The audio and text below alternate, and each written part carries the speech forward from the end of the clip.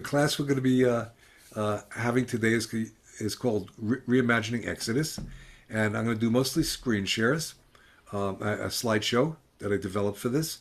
And if you have any questions, just either raise your physical hand if Devorah could see you, or at the bottom of the screen, you probably know how to do this, where it says, where is it? Is it under React? Is that right? Well, yeah, or it says raise hand. Right. Either. So on the bottom of the screen, yeah, under React, there's raise your hand, and Devorah will know, and she'll let me know, and I'll stop the share, and then be glad to uh, speak with you directly about whatever question you have. So let me just start this, and here we go. So of course we know the Exodus story is the primary story I guess there are two great stories in Judaism, what we call master stories, and one is the creation story, and one is the Exodus, and we'll see the link between those in a little while. And these are the books that Devorah was speaking about. The book is called Reimagining Exodus, and the actual hard copy, I mean the soft copy, is actually out of print now. But I bought a bunch before they ran out of their printing. So if anybody wants any, it's $18. And the book Jesus, First Century Rabbi, really I attempted to lower what Reb Zalman called the surface tension between Judaism and Christianity. So it's really, I think it's an important book for Christians to really learn about what Judaism is all about, the root of their faith, and also for Jews to learn about Christianity, the offspring of Judaism. And so if you want a copy of one or both, please let me know. You can email me at shalomrav@aol.com. All right, enough for our commercial, and now we'll begin. And the information is also in the newsletter when there's a Oh, link thank you. for it. Thanks. So the question is, what is reimagining Exodus? And I begin by saying even the Haggadah is a trans-temporal, beyond time, reimagining of the historical and literal telling of the Exodus. Each year at our Seder's we read, in every generation, people must regard themselves as if they came forth themselves out of Egypt. It's an amazing statement because when you regard yourself as you came forth out of Egypt, it suddenly has this Kabbalistic or mystical element to it, because here's an event from 3,300 years ago, and now it's going to be relevant in my life. For the Holy One redeemed not only our ancestors, God redeemed us with them, as it said. God took us out of there to bring us to the land that God promised to our ancestors. It's really an amazing statement, very, very profound, beyond time idea. And of course, we all know, and Susan Chaya, that's my granddaughter on the top. She's actually 16 now, but that's the Seder that she set up in her home. The Gamliel says, in every generation, a man, a woman, we all have to regard ourselves as if we came forth out of Egypt. And the Baal Shem Tov described the Seder as a spiritual ascent, moving through the stages of life, with death as a crossing of the Jordan River into the promised land of heaven. Later Hasidic rabbis like Levi Yitzchak of Berdichev also viewed the Seder as a map of our spiritual progress from birth to death. And of course, we know the Haggadah, that's the Haggadah that I grew up with, which was the free ones that came for the immigrant communities by Maxwell House. But there are like 3,000 different kinds of Haggadot, and most of them were developed really since the late 60s, early 70s. The Freedom Haggadah that Arthur Waskow, may he rest in peace, developed. Peace Haggadah, LGBTQ, Interfaith Mystical, Elie Wiesel's Haggadah, Hogwarts Haggadah, all sorts of Haggadahs, really giving us this idea that we've always been reimagining the Exodus. So how do we reimagine? Well, first of all, we're going to be learning about, even the word Exodus does not mean the same in English as it does in Hebrew. And when we get to the root of that word, we see a whole new world opening up in our imaginations. There are all these overlooked facts, such as that young Moses and Ramses were raised as brothers. The relationship was really, the young Ramses was Moses' uncle, you may know, but they were raised as if they were brothers. There's a grammatical interpretation between biblical and modern Hebrew, and the creation story, the Exodus story, are not read in Hebrew as past events. They're read, again, mystically or Kabbalistically as ongoing events. And then what does modern science add to our understanding? So I'll give you an example. A physician here in Ashland, happens to be my family doctor, named Howie Morningstar, Dr. Howie Morningstar, came up with this idea that he hikes a lot, and he was looking at a bush one time on a hike, and he said, you know, that's a burning bush. That all bushes are burning bushes. The whole process of photosynthesis is like a burning bush. And so who knows, maybe Moses had that revelation that the green that he saw was really coming as a transformation of the sunlight, and that it was a burning bush. So you see, that becomes an interpretive idea. You could develop a midrash on it, but it also becomes a reimagining. And of course, what does classical midrash add to our understanding? There's a whole story of Pharaoh repenting at the Sea of Reeds after his soldiers had drowned. How has the story been used in unusual and other contexts? The Puritans, the abolitionists, the Mormons, the civil rights movement used the Exodus story for their own struggles. And then, of course, applying a psychological or interpersonal interpretation of the story. Going back to what the Baal Shem Tov taught, that each of us goes through an Exodus within our lifetimes. Each of us has a sacred story, a sacred wound. That's an interesting typo there, scared wound. A sacred wound, a story of enslavement, a story of martyrdom, a story of suffering that needs to be told for both us, the tellers, and those who will hear us. Not to indulge ourselves, but to inspire, to bring hope.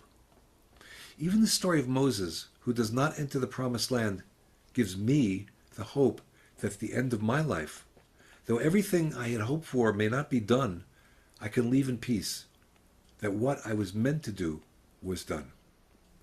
On the surface, Jesus and Moses both failed in their missions. Moses is told he cannot enter the promised land, and Jesus is crucified. Yet it is the stories of their failures and the redemption of those failures upon which two great faith traditions are built. Making their stories real in our lives is the fulfillment of their lives. In 1990, I'm sure many of you know this, but the Dalai Lama wanted to know the secret of the Jewish people.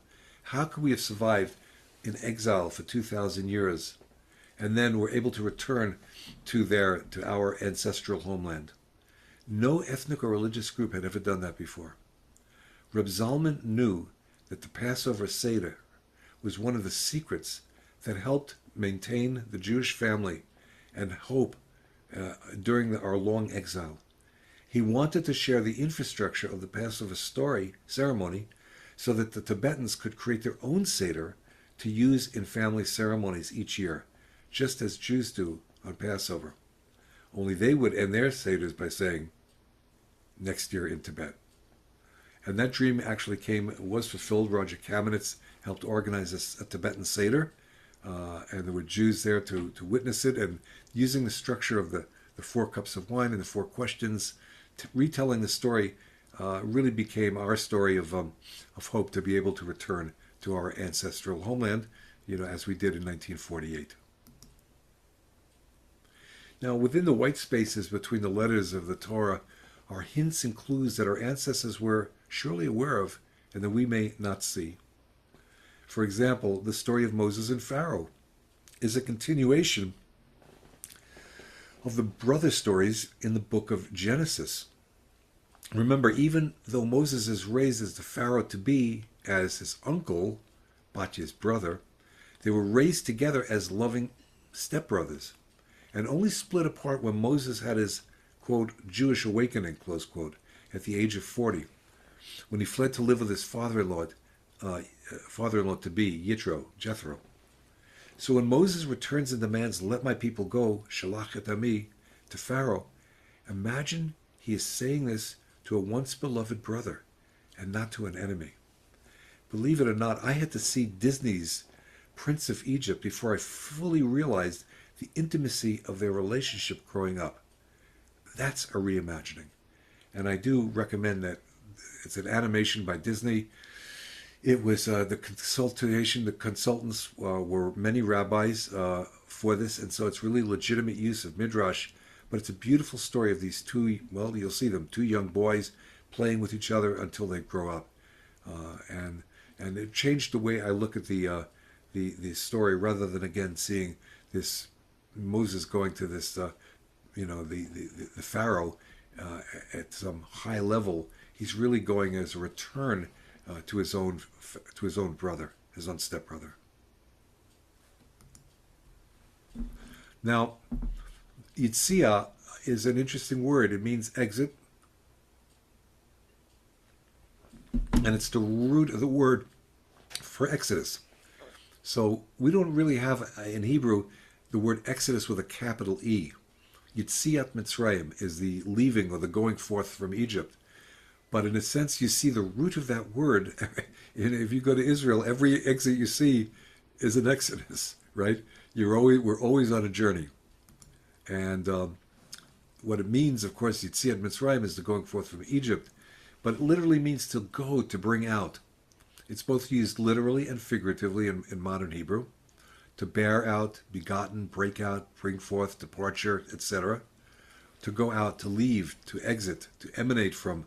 It's not the kind of word, the word Yitzia is not the kind of word like in English where we put a capital E on the word Exodus. That it seems to be something like this, that the whole Exodus story in our lives is a fractal. Every time we leave somewhere, especially leaving a difficult situation, and we're on our own Exodus, we're in a sense going, it's a Yitziat Mitzrayim, a going forth out of a tight, narrow place. And so the root of that word almost becomes a fractal in our own lives when we're facing difficult situations. And I won't go over all of these, but I've got a whole list of them. This is just from the first, book in Torah of called, Genesis. But God said at the beginning, let the earth bring forth the living creature according to its kind. When you're reading this in Hebrew, it's almost like God said, let the earth have an exodus from its restricted place, and from the expanded place, it really achieves its freedom. In other words, I'm seeing the exodus every time I see the root of the word, this yud, the tzadi, and the aleph. And the river went out of Eden to water the garden. So even the river comes from a constricted place and has its own exodus.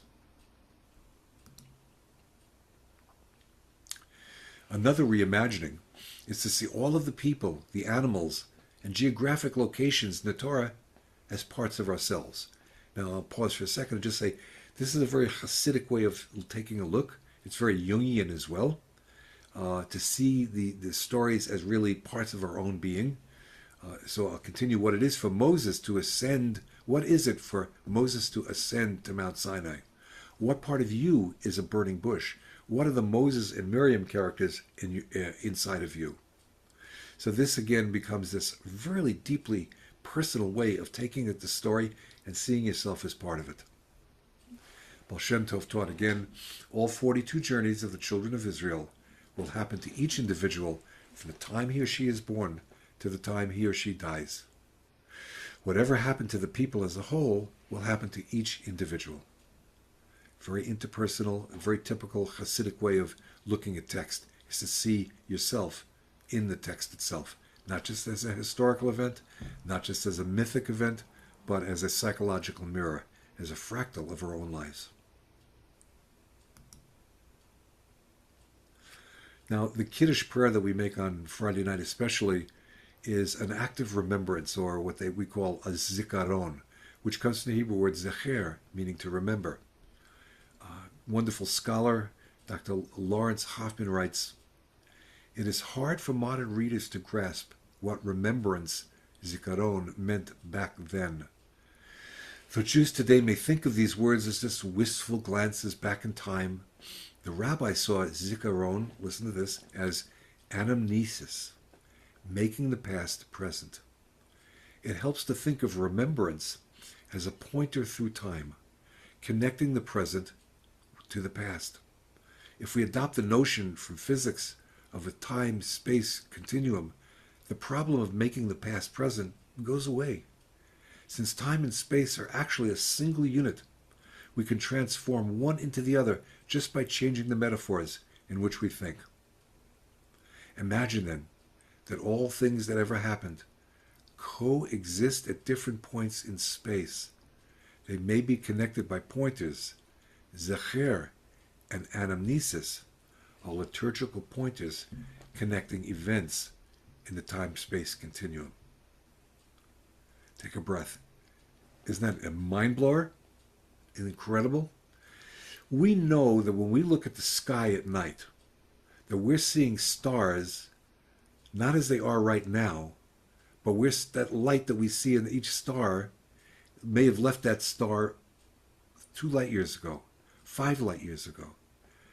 Light traveling at 186,000 miles per second.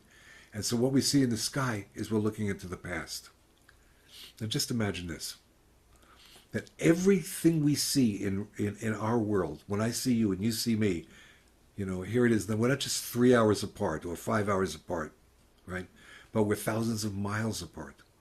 And there's actually a split second distance between us. In other words, when I'm speaking, you're actually seeing what I said a split second ago, right? By the time it gets through to you, even on Zoom, it's not the present, it's the past, right? What's incredible is the thought that right now, you can see the light is reflecting on because it's only 4:30 here in Ashland, Oregon. But the light is reflecting off me and bouncing and going into the universe. And every one of you, whether you're near a window or not, light is being reflected off you so that who you are right now is being transmitted at the speed of light into the cosmos. Somehow, your existence now will continue on forever. Somehow, your birth is still going on. That your birth, however, I'm 78, so my birth 78 years ago in a hospital in Brooklyn, New York, it's still happening. There's this ongoing sense that everything in our lives is continually going on. Now, I can only back this up with our great Hasidic teachers because this is not rational Judaism.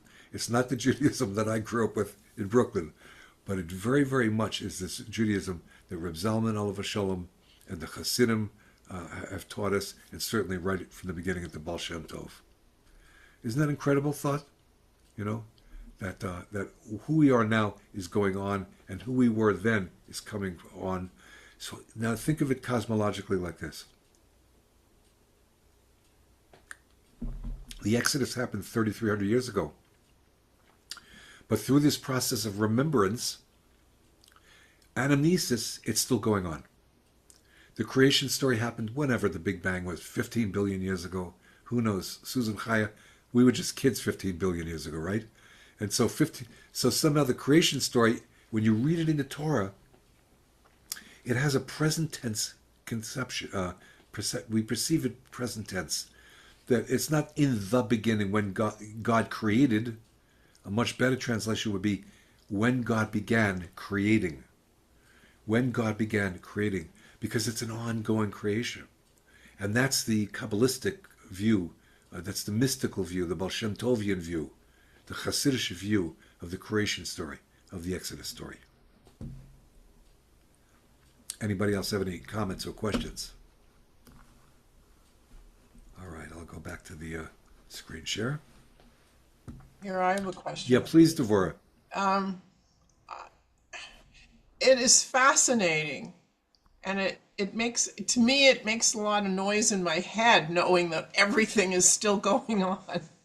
But it's also counter to what we, in our human lifespan, do. We try not to remember everything. You can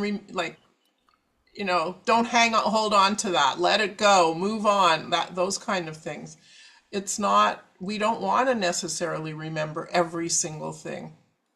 And yet, what you're saying is it's all there.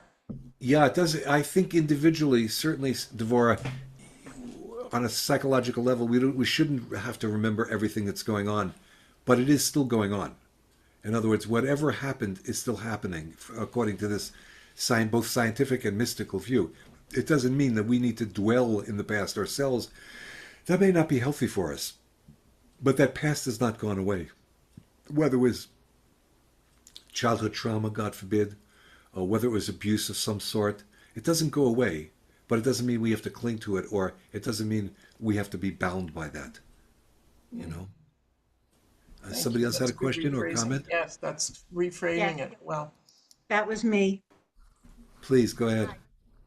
Um, so you haven't used the word yet, but I'm wondering about reincarnation then, Yeah, because yeah, I go don't ahead. know if it's entirely possible for a person to hit all of those 42 points in one lifetime. So my impression from the New Age perspective would be that if we're meant to hit all 42 stops, it may take a while to get there. Pretty incredible. It's a beautiful view. And of course, I don't want to be frivolous here, but it's not like I know what I'm talking about. None of us do. Neither do I. Good, we're in the same boat. Yeah.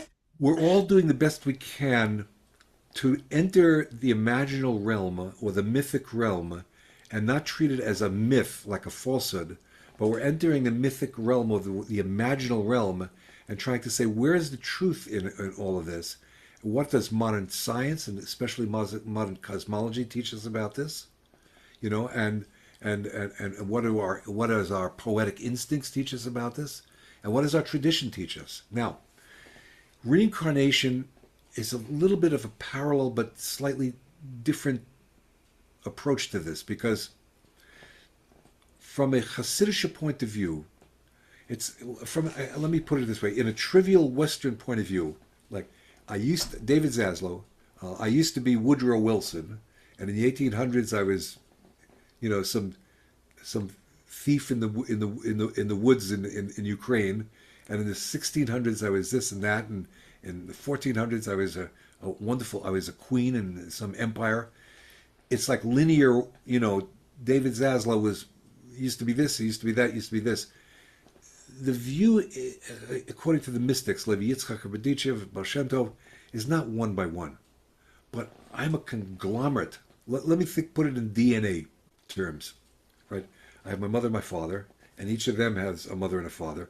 So there it is, my 4 grandparents, my 2 parents, my 8 great-grandparents, all of these added something to my genetic pool.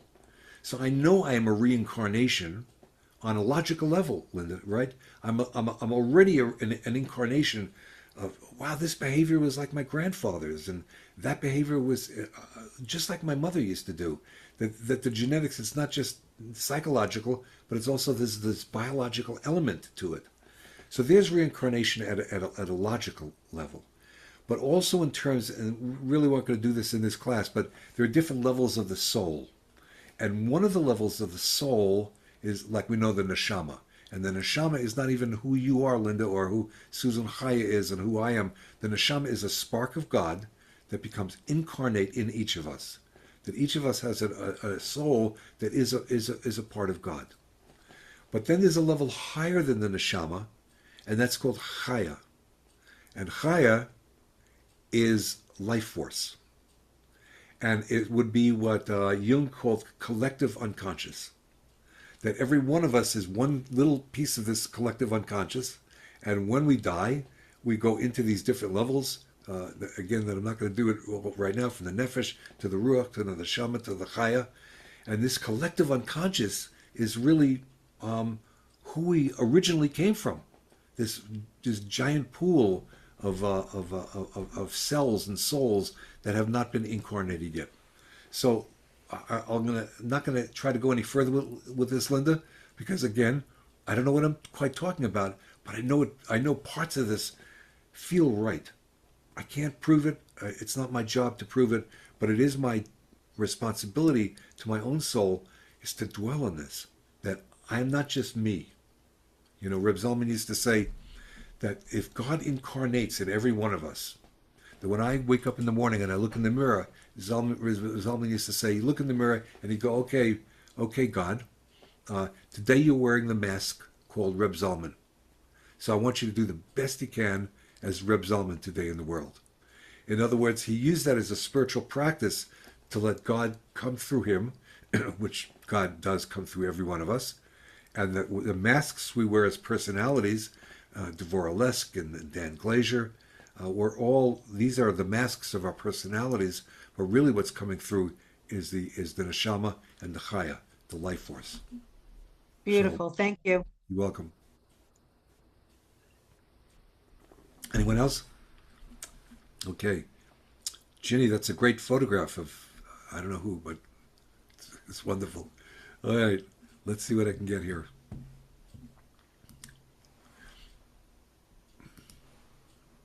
And again, please raise your hand if you have any other comments.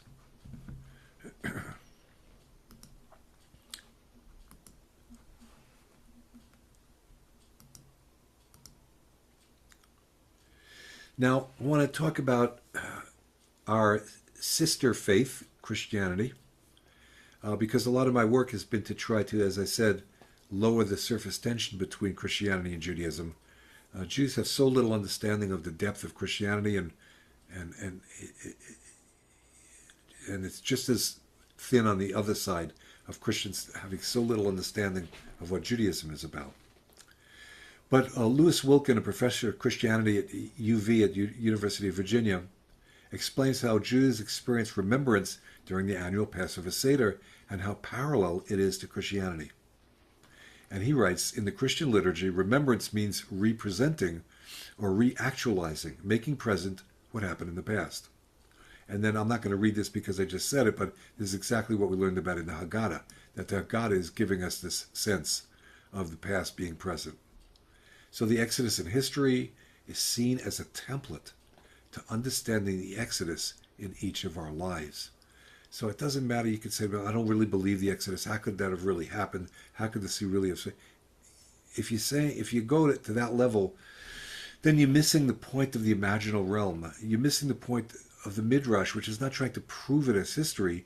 Something happened in history, and it doesn't matter whether I fully understand the Exodus or Mount Sinai experience. But right now it becomes this incredible template that millions of people around the world, religious and less religious Jews and secular Jews who have a Seder, every year they use it to understand the Exodus in their own lives. Again, this is one of these charts that I created that I'm not going to go through, but the Seder ritual goes all these steps, 15 steps. Sanctify the wine, wash your hands without a blessing, break the middle matzah, tell the story, eat the bitter herbs, have your meal, and after the meal, the Birkat HaMazon, eat the Afikomen, etc. So these are the 15 steps. But listen to this. I learned this from my teacher, Aryeh Hirschfeld, Alav Shalom, and he taught me this in the name of the Baal Shem Tov and Rabbi Nachman and Levi Yitzchak Rabbanitcher, that the 15 steps of the Seder also represent the ascent of life from conception through birth. This is a mind blower if you study this, that the sanctification of the wine is the wedding. The fertilization of the egg is where you wash your hands without the blessing. You dip the veggies in salt water. It's the embryo and amniotic fluid. You break the middle matzah. That's the water breaking before birth. You're telling a story. This is birth, the planning of a full life.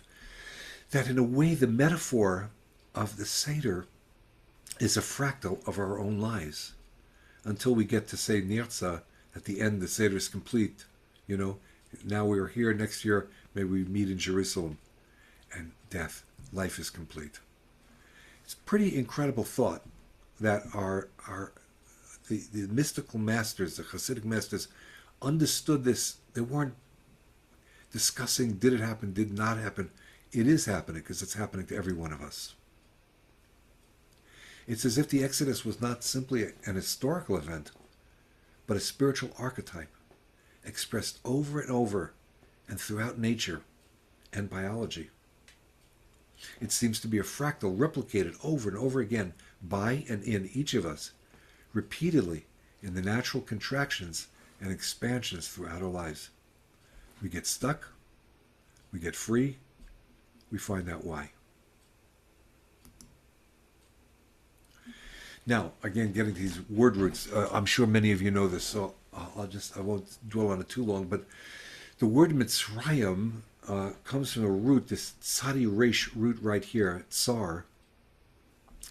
It's a plural noun, Mitzrayim. It really means exoduses. or excuse me, Egypt's. So Mitzrayim is a plural noun derived from the root meaning double straits or restricted places. It refers to the geological plains that are divided and therefore restricted by the flow of the Nile.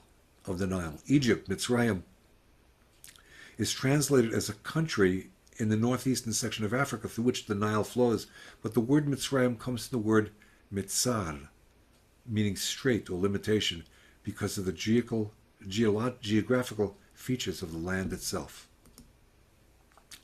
Take a look at this. This is the Nile River. This is on an early satellite picture. And this is where it gets restricted right here. And then it bursts forth into these different channels, right? And this is the Nile, all the water flowing into the Mediterranean Sea over here. It almost looks like a tree of life, right? It's a fractal of something in our own lives. Here's our life force flowing along. Something restricts us, and then boom, there's a bursting forth. So the actual word Mitzrayim and the whole concept of the Exodus, well, let me read this on the left. Our ancestors took a geographical feature, the straits spreading out as the Nile met the Mediterranean, and they used it to describe the straits that they were in as an enslaved population. For the Hebrews, these geographic restrictions became a literal reality when they became enslaved. It was then that the name Mitzrayim took on a negative connotation. In other words, earlier on, the idea of Mitzrayim was just a restriction that bursts into something opening. It didn't have a negative connotation until we applied our own enslavement to the situation. Other words that are also derived from the same two-letter root, tzadi and resh, as disparate as these words may seem, they all express the connotation of restriction in both positive, birth pangs, and negative, trouble manifestations. In other words, the Yiddish word tsurus, that tzadi resh, meaning trouble, tsurus, right, somehow comes out of that root of Mitzrayim. Even the word rock, a tzur Yisrael, God is a rock of Israel. It's a restriction, right? A rock is not a bad restriction. It's just solid physical energy holding itself together. So you have this concept of tsurus in your lives. You have the idea of a tzur, of a rock. And you have these ideas of something restriction is eventually going to burst and flow into something much richer. Both Judaism and Christianity are built on the foundation of the exact same stories from the Torah, the Passover and the Exodus. Christians call Jesus the Paschal, or Passover, let me hear, Paschal, Pesach, the Greek coming from the Hebrew word there. The Passover lamb, taking the major details of the Exodus saga and allegorically extending them to apply to sin, atonement, forgiveness, salvation, eternal life of the soul, and resurrection of the dead. Now, of course, we don't do that in Judaism,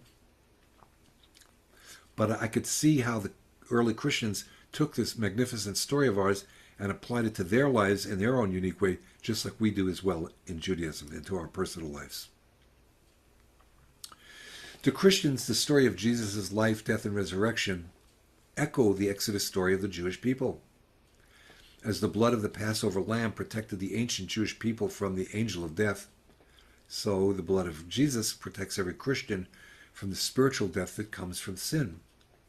As the Hebrews are liberated from physical enslavement, so each Christian is liberated from the sin by the blood of the Paschal sacrifice, the crucified Jesus. The Jewish and Christian stories are uniquely different, but clearly parallel and analogous to one another. The Christian story does not complete or replace the Jewish story. It is simply a rendering of the original story applied to sin. Now, when I'm dealing with people who are missionaries and trying to convert me, what I'm trying to explain as respectfully and gently as I can is that your story does not replace mine. Your story is a beautiful story in your faith, but it does not replace the actual Exodus story in my life. And this becomes the problem with fundamentalism, is that fundamentalists in every religion see their interpretation as the right one. As the communion is a reenactment of Christ's own death and resurrection that brings redemption, The Passover Seder meal in every Jewish home is a reenactment of the redemption and liberation from enslavement. The Jewish and Christian stories are complementary to one another, both told each spring with the renewal and rebirth of nature itself. The Jewish story of liberation and the Christian story of resurrection are both rooted in the way God's image is embedded and reflected in nature. Another way I've been describing this lately is that, you heard the story, the expression that history doesn't repeat itself, but it rhymes. And I believe that is true in religions as well. That if you lined up Islam and Judaism and Christianity, and then the non-monotheistic religions like Hinduism and Buddhism, you may not find them repeating themselves, but you'll find them rhyming with each other. That there's something about forgiveness that's in every tradition.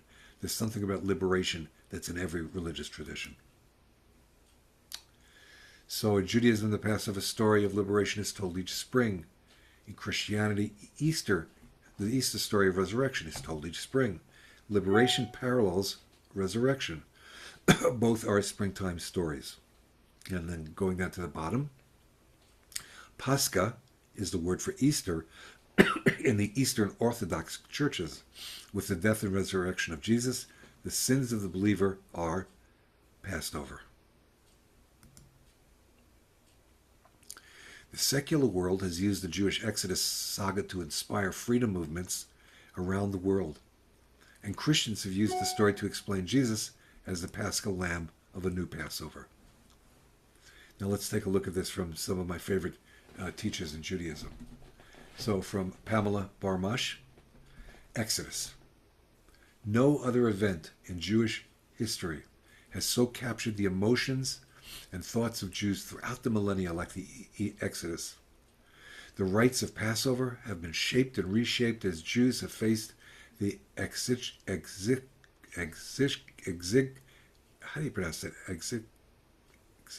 of exile. Exigencies of exile and the corresponding challenges of intellect and spirit. In so doing, Jews have refashioned the story of the Exodus and the rituals of Passover by means of innovative religious social strategies. And that's what she's calling this innovative religious strategies, I'm calling the reimagining. The Exodus has functioned as the primary hermeneutical model from which Jews have created theological meaning and historical self-understanding. Isn't that beautiful? Rabbi Irving Greenberg. The Exodus is not a one-time event, but a norm by which all life should be judged and guided. The Exodus is an orienting event, an event that sets in motion and guides the Jewish way, and ultimately humanity's way, toward the Promised Land. And then Lawrence Kushner, reconsider the going forth from Egypt, not as a historical event or even as a mythic one, but as the story of transformation of consciousness. It's beautiful. The transformation of consciousness in the different stages of my own life. From that bar mitzvah boy, at 13 years old, he's going through he's left his Egypt of being a child and coming into the wilderness of being a young adult. And then he'll become fully an adult, and there'll be restrictions in his life, and he'll have to leave that as well. Menachem Mendel Schneerson, the journeys of the Jewish people through the wilderness as they travel from Mitzrayim to Canaan, serve as an analogy for the journey of the soul, from the spiritual realm to our material world. Now here, Rabbi Schneerson is doing a whole different thing. Not just that we go through these 42 journeys in our own lives, but the soul entering the body is actually an exodus. That each of our souls, then when we went from the spiritual realm to the material world, we were going through, so to speak, a Mitzrayim, entering Canaan. Whew. I love analogy. I love metaphor. I love the poetry of all of this. The march which was made by the Israelites in the wilderness has also been made in the wilderness of the diaspora. There too we have crossed places full of fiery serpents and scorpions, arid lands with no water. You feel how these metaphors apply maybe in our own lives? We could not have survived without the infinite divine mercy that has led us to this day. As did our ancestors, we have crossed the wilderness, the continents, and the centuries. all by Hashem's command. Each of us has gone through highs and lows in our sojourns in life. But whatever the disappointments already encountered, we must always go forward. Future redemption for each individual as for the nation beckons us to rise to the next challenge.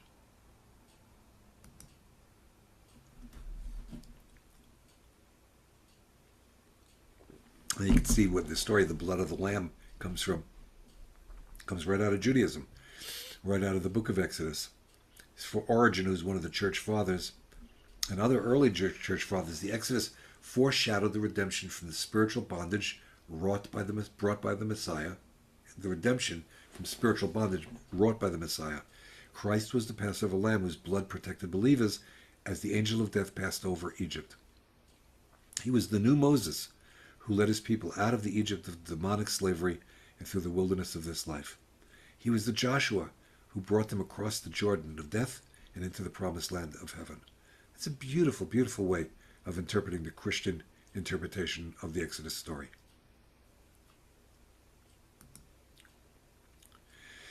The Puritans, now we're going to get into great irony, and we'll study this in more detail, of course, next week, but the Puritans saw themselves on an exodus from the Egypt of England in their quest for religious freedom. They imagined that they crossed the Red Sea of the Atlantic Ocean and arrived in a new Canaan. That's all well and good, right?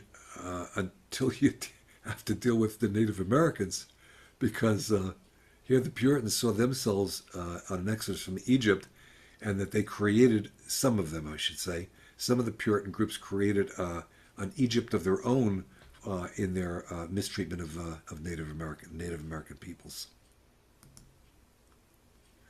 The American revolutionaries used the story in their quest for independence from the Pharaoh of England. This is their words, as did the Mormons in their search for their own promised land in Utah.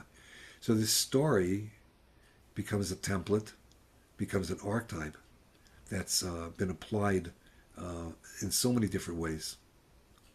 Now, more than 100 years later, the Exodus saga was used by the civil rights movement in the 1950s and 1960s. One does not need much imagination to identify Reverend Martin Luther King as the Moses of his generation.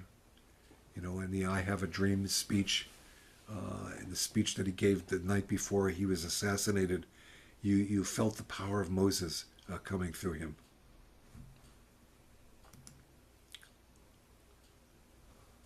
So let me see if I have the actual soundtrack to this. I'm not sure. Well, I don't know what will happen now. We've got some difficult days ahead.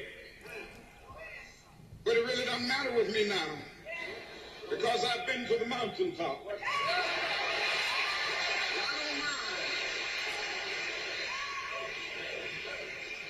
Like anybody, I would like to live a long life. Longevity has its place. But I'm not concerned about that now. I just want to do God's will. And he's allowed me to go up to the mountain. And I've looked over and I've seen the promised land. I may not get there with you, but I want you to know tonight that we as a people will get to the promised land.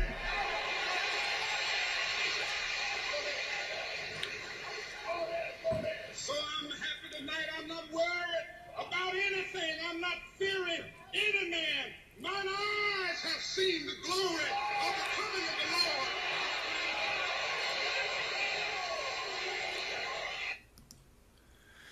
Astounding, isn't it? Isn't that astounding? I'm going to stop the share for just a moment. I just want us to contemplate that for me, it's so clear when we're talking about reincarnation. It's so clear to me personally when I'm talking about anamnesis of the past replicating itself in every generation. And that King somehow brought that to me, you know, as a young teenager, a young college student, an activist in civil rights and against the war in Vietnam at the time.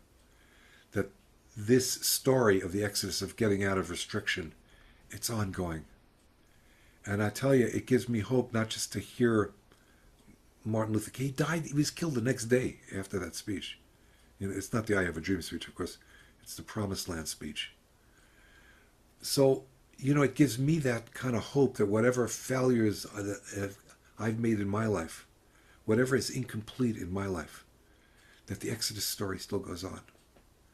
The trouble of our world right now, ecological devastation, the insanity of certain governments and certain government leaders, the terrible things that are happening to people, the wars that are going on, the hatred of Jews exploding like we've never seen it in our lifetimes.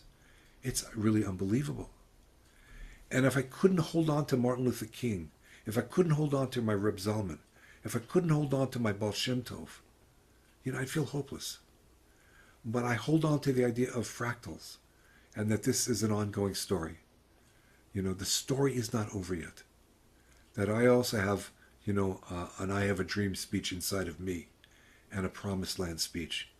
And I could say to my kids, I may not get there with you, right? But I'll always be with you. And so the story of the Exodus becomes a living story for me.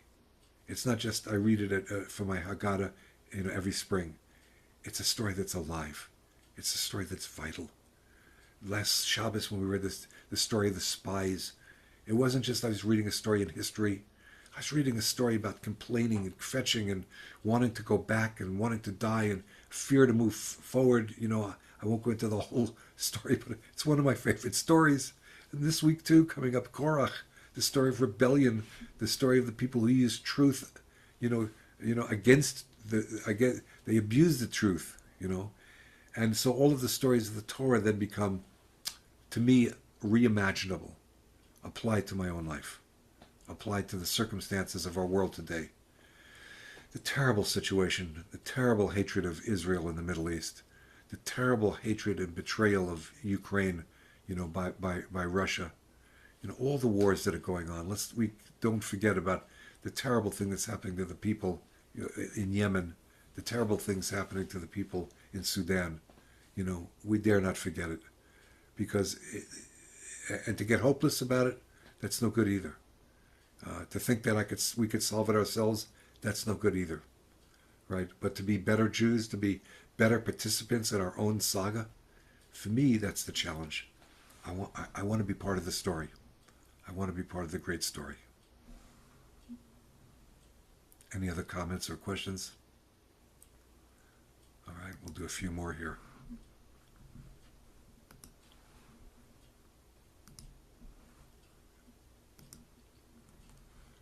Now, here's, of course, the great irony. You convert an enslaved African to Christianity. You give her a Jewish Bible whose master story is told in the book of Exodus, which is a manual for the liberation of people from slavery, and then you expect her to be subservient. The story was so inspiring to the slave population that some plantations only permitted an edition of the Bible where the Exodus story was removed. And that's that picture there you see from the early, I can't read the date on the bottom, but it is the early editions that came out in the middle of the 19th century were called slave Bibles. And they took out all the parts of the story of the liberation from slavery, because the black community, Negro Americans, were using it for their own liberation. Enslaved African Americans, and I dare say, I used the word before, and I see Scott Langston uses it. They weren't Americans. They were enslaved Africans. Later they became Americans. Okay, so enslaved Africans understood themselves as God's people, struggling against the Pharaoh of American slaveholders. And abolitionists used it to denounce the institution of slavery. White Southerners, ironically, considered themselves as contending against the Pharaoh of the North, who was intent on denying them their liberty by taking their property and independence. White Americans of the Revolutionary era had used the story of the Exodus to call for the freedom from Great Britain, but with little thought of its application to African Americans, despite the latter's concurrent appeal to it. What irony, isn't it? Everybody uses the story. Great thing about King is to remember love, compassion, and understanding. These are his words. Goodwill for those against whom we struggle. This is so hard today for me, right? For all of us. Do I have goodwill against whom I struggle? I want to help them realize that as we seek to defeat the evils of Egypt, we are not seeking to defeat them, the people, but to help them as well as ourselves. That's the challenge. That's the challenge. Is that the people against whom I struggle, right? My job is not just to defeat them, the evils of Egypt, but it's to not to defeat them, but to help them as well as ourselves. Maybe that seems a little dreamy, or maybe it's certainly aspirational, but to me it's a vision. Abraham Joshua Heschel startled an interfaith conference in 1963 on interracial justice by challenging his audience. And this is what he said.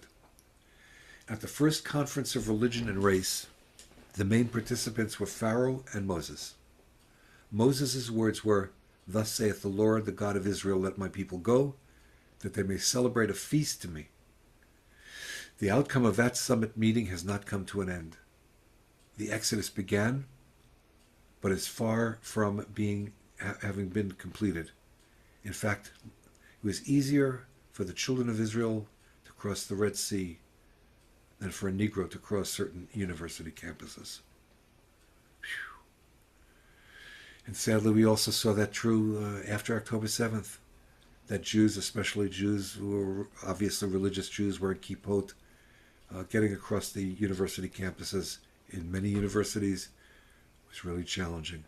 The hatred of the Jews, the hatred of Israel, were all blended together, and lots of kids were terrified. If American Puritans had crossed the ocean or fought the War of Independence to find a new Canaan, Africans, listen to this, Africans had been forcefully ripped from their promised land and transported to a new Egypt. What a mind-blowing thought that is, that they were already in a promised land and we took them into Egypt, into slavery, and that they had to fight from their slavery to get liberated again. And I think we're going to finish up right here. The Puritans saw America as the new Canaan, while Quakers considered the restrictive Puritan laws to be a type of Egypt. Everybody's using the story against everybody else. In response, some Puritans, like clergyman Samuel Fisher, compared Quaker leadership to the counselors of Egypt. I can't end it at such a negative note here. Let's see. We'll just stop here. To Christians, the story of Jesus' life, death, and resurrection echoes the Exodus story of the Jewish people. As the blood of the Passover lamb protected the Israelites from the angel of death, so the blood of Jesus protects every Christian from the spiritual death that comes from sin. As communion is a reenactment of Christ's death and resurrection that brings redemption, the Passover story meal in every Jewish home is a reenactment of redemption and liberation from enslavement.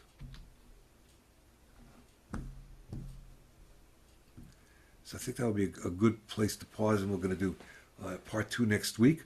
But I do want to open it up if anybody wants to have a conversation. If anybody disagrees with me or wants to add something to it, we'll just take a few moments, and please, you're very welcome to do that.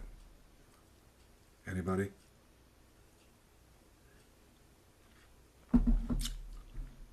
Well, if not, go ahead, Dan. So, when you mentioned Promised Land, Yeah.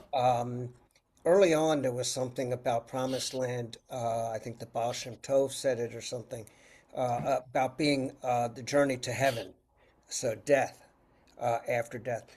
And one of the things that I think that Jews understand is that our job is to create the Promised Land here now and not wait for a reward in heaven to be the Promised Land. So Does that fit with any of the metaphors or myths that you're talking about? The beautiful thing when you're studying the texts themselves, Dan, is that it's not just this or that; it's both. In other words, clearly the Baal Shem Tov said, "Go coming from heaven into the earth is actually the earth is the promised land." Right? That there we are. That even the soul is restricted in the Egypt of the other world, and that coming into the world as a human body, that this is the promised land. But it's also true that Baal Shem Tov said elsewhere, and the other great Hasidic masters, is that we're in Egypt in our bodies, and then when we die, we go to a promised land. And it's also true for the Israelites to get into ancient Canaan, their ancient homeland, just as it was, us coming back after World War II and reestablishing our ancient homeland. So in other words, it's all kind of true. The beauty of the fractal or the metaphor is that you can look at it in many different ways, right? It's the soul coming into the body. It's the body leaving the soul. Now, Christians, very often, they emphasize the physical restrictions of our bodies, and they see heaven as the place to get to. I think Jews, we see, I'm here, I want to be happy, just give me, I want health, right? So we see this as the possibility of heaven on earth, but it doesn't diminish the other one either. All right, thank you. Great question. Rick or Elizabeth? Yeah, please. There we go. So I was interested in your comments about the creation story, and I've had this notion about create the creation story as is that what happens on the eighth day. It's 6 days, and then we have a rest. What happened the next day? And was God finished, or is it actually an ongoing process? And I've had this deep sense and then what is our role as participants in that? Are we co-creators from that point forward? And I've been contemplating that idea for a while. That's great, Rick. And what's the eighth day? Of course, that's the day of Brit Milah. That's the day of circumcision, right? And Oh. seven is considered nature, and eight is considered the mystical, one beyond it. The whole infinity sign on its side. So I think asking the eighth day question is just great, and that's what we should be doing. What happens? And look, when you read the Torah from this mythic, imaginal realm point of view, I'll give you an example. This Saturday in Shalach, the Torah portion we just read, God is so angry at the Jewish people for not having the confidence that they can go into the land. God says, I want to kill them. I'm going to kill them all. And what does Moses do? He gets in front of God and says, whoa, whoa, whoa. You kill them, you're taking me too. Right? And not only are you taking me too, but wait a second. When the people hear about this, it's going to ruin your reputation. You got the people out of slavery, and now you're gonna kill them all. It's not good for your reputation, right? So it's not like if God is omnipotent, all powerful, omniscient, all knowing. What he doesn't know, God has to say, out of my way, Moses. I'm going to kill the people. He can just do it. But that's not who we look at as God. What we're looking at is the push that Moses had to raise his consciousness. The goal of this particular story in Shalach was for Moses to realize he can push back against the decree of God, and that's what God wanted. That's what God wanted. God said, "Wow, okay,